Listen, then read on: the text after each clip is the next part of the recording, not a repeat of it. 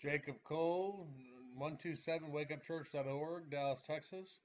These 10 verses are really good, and the next 3 are also good, and the whole Bible is also good, but you know what I mean.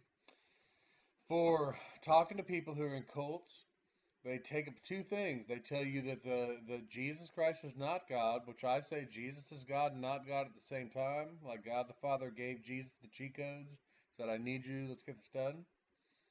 And me and Hudson Davis, my mentor for 2 years at Dallas Theological Seminary, went to a cult, International Church of Christ, and they started off going, oh, those gay people, they're going to hell. Those drinkers are going to hell. Those drug addicts, they're going to hell. And so we said, okay, well, can we read some verses? And they're like, oh, sure. Galatians 3:1 through 10. O foolish Galatians, who has bewitched you that you should not obey the truth, before whose eyes Jesus Christ was clearly portrayed to you as crucified? This only I want to learn from you. Did you receive the Spirit by the works of the law, or by the hearing of faith? Are you so foolish? Having begun in the Spirit, are you now being made perfect in the flesh? Have you suffered so many things in vain, if indeed it was in vain?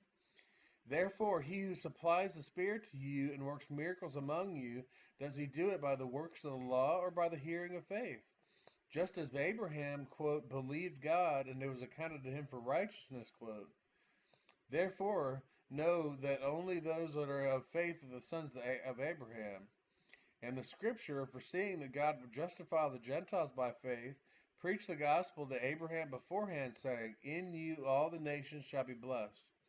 So then those who are of faith are blessed with believing Abraham. And then it was bad enough that Jesus, the sin of the world, past, present, and future, was put on Jesus' shoulders. But then he was given a curse, that curse that came from the sin, and also the curse because he was hung on a tree. Deuteronomy 21, 22, and 23. And so it says here, for as many as are the works of the law are under a curse.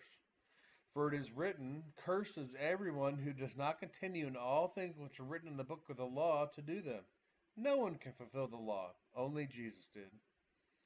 But that no one is justified by the law in the sight of God is evident. For, quote, the just shall live by faith, end quote. Yet the law is not of faith, but the man who does them shall live by them. Christ has redeemed us from the curse of the law, having become a curse for us. For it is written, cursed is everyone who hangs on a tree, that the blessing of Abraham might come upon the Gentiles in Christ Jesus, that we might receive the promise of the Spirit through faith.